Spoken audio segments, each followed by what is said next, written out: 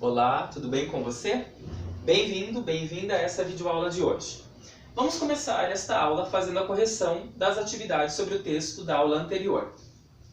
O texto da aula anterior, que eu pedi para que vocês fizessem a leitura, é um capítulo do livro Vidas Secas, intitulado Baleia, que se encontra nas páginas 51 a 54. Sobre esse texto, há duas questões na página 55. Eu vou fazer a leitura da questão número 3, que está lá. Acompanhem comigo, por favor. Um dos personagens mais famosos da literatura brasileira é a cachorra-baleia, cujo nome, ironicamente, é inspirado em animal marinho e que padece de uma doença conhecida como hidrofobia, ou raiva. Nesse sentido, em Vidas Secas, qual trecho da narrativa é sinal claro dessa contaminação? Bom, você encontrou a resposta no próprio texto? A resposta para essa questão é: uma sede horrível queimava-lhe a garganta. Porque o animal que está contaminado com a raiva, ele tem aversão à água e baba muito, ok? Então esta é a resposta da questão número 3. Próxima questão, número 4. Baleia, embora não seja representada por Graciliano Ramos como um personagem que se comunica com seus donos, como nas fábulas, expressa sentimentos como seus donos. Contudo, o recurso utilizado é dar ao narrador onisciência. Assim, o narrador de Vidas Secas sabe tudo o que se passa no interior dos personagens, inclusive no de Baleia. Por meio desse recurso, o narrador nos dá uma ideia do que ela sente, de suas dúvidas a respeito do que está havendo, das lembranças de suas tarefas com Fabiano. Que trechos da narrativa apontam isso? Bom, primeiramente, vamos encontrar esse trecho e depois uma explicação para a gente entender melhor. O trecho que você deveria colocar como resposta seria este: uma sede horrível queimava-lhe a garganta, procurou ver as pernas e não as distinguiu. Vamos analisar então. A baleia não é uma personificação, como acontece nas fábulas. Ela não age por conta própria, ela não fala como nas fábulas. É por meio do narrador, que é onisciente, que nós acessamos as suas angústias, os seus pensamentos. Nesse caso, a humanização de Baleia apenas a aproxima da prosopopeia, que é a personificação, atribuir características de seres animados a seres inanimados, ok?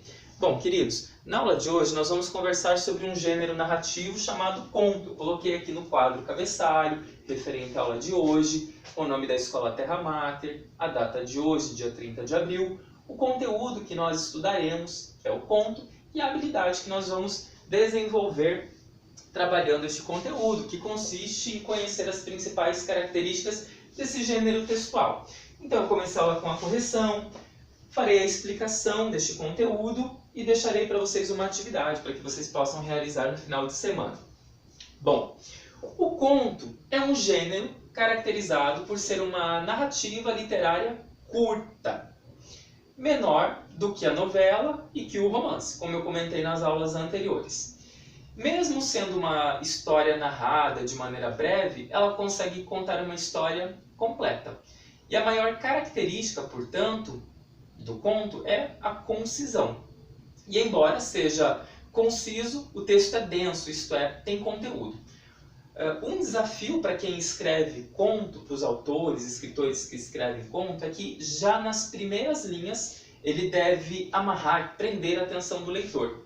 Já que é uma narrativa curta, ele não vai ter tempo suficiente para fazer isso no desenrolar da trama, que também é curta. Então ele precisa, nas primeiras linhas, prender a atenção do leitor.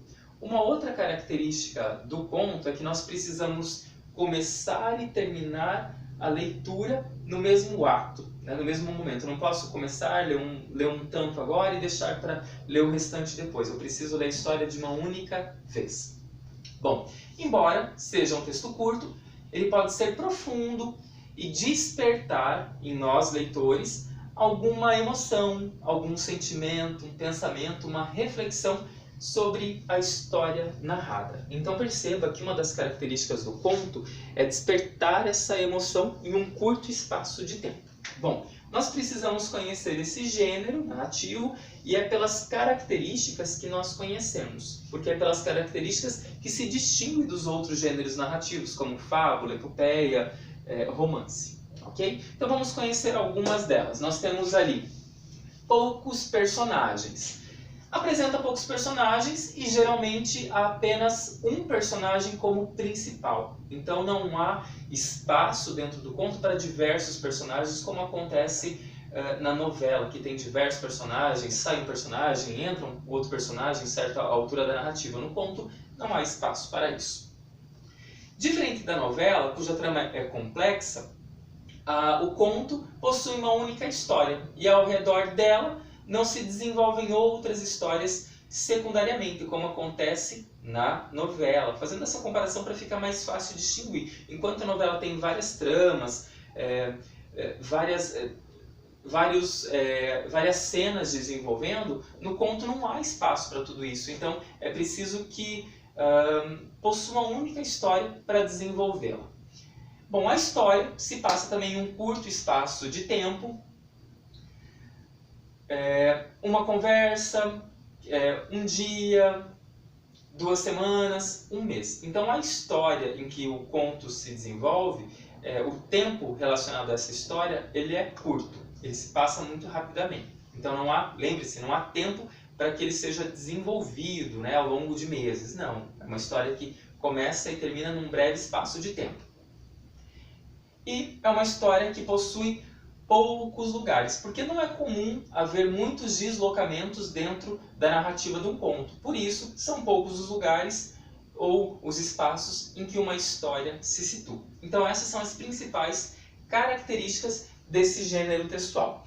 Eu trouxe para vocês algumas questões, está junto com esse material da videoaula, algumas questões que podem auxiliá-la a compreender e fazer uma melhor leitura de um conto. Bom, nós devemos formular algumas perguntas para uma melhor compreensão, para uma melhor interação com esse gênero narrativo. Você pode se perguntar durante a leitura, ou antes, ou até depois, e reler o conto, quais são os personagens principais?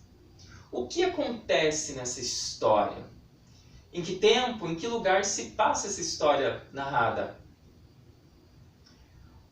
É algo bem importante? Quem narra? De que jeito é feita essa narrativa? O narrador conta de fora ou ele também é um dos personagens? Perceba que fazendo a leitura dessas perguntas, buscando as respostas para essas perguntas, fica mais fácil compreender e interpretar o conto que nós estamos lendo, ok? Eu quero deixar para vocês realizarem durante esse final de semana uma atividade referente a um conto que foi escrito pelo Machado de Assis, chama-se O Caso da Vara. Ele está na página 56 e vai até a página 59. Lembre-se, não é um texto extenso, é um conto, ele é curto, ele aborda uma história completa, né? Então, essas perguntas que eu encaminhei a vocês, essas perguntas vão auxiliá-lo com certeza a melhor entender, para chegar também à resposta das questões que estão ali na página 59, na parada obrigatória. Então, eu quero que você responda as questões 5 e 6, referentes a esse conto. Depois, na página seguinte, tem um outro conto chamado Peru de Natal. Começa ali na página 60 e vai até a página 62. Há também algumas questões referentes a esse texto, que são as questões 7 até a questão 14. Então, leia com atenção, com cuidado, se for necessário releia para não perder nenhum detalhe, já que é uma história bastante profunda. Quero que você analise, elabore as respostas, para que juntos, na segunda-feira, nós possamos fazer a correção. Quero lembrá-los novamente que caso haja alguma dúvida, caso você não tenha entendido bem alguma explicação, se revendo a aula você mesmo assim não esclarecer a sua dúvida, por favor, encaminhe sua dúvida até a escola irá me encaminhar essa dúvida, eu responderei e a escola entregará a você para que fique tudo bem esclarecido. Tá ok, queridos? Desejo um ótimo final de semana, que você possa aproveitar bem esse final de semana também para descansar e fazer algumas outras atividades dentro do que é permitido nesse isolamento social. Ok? Um abraço, até a próxima aula.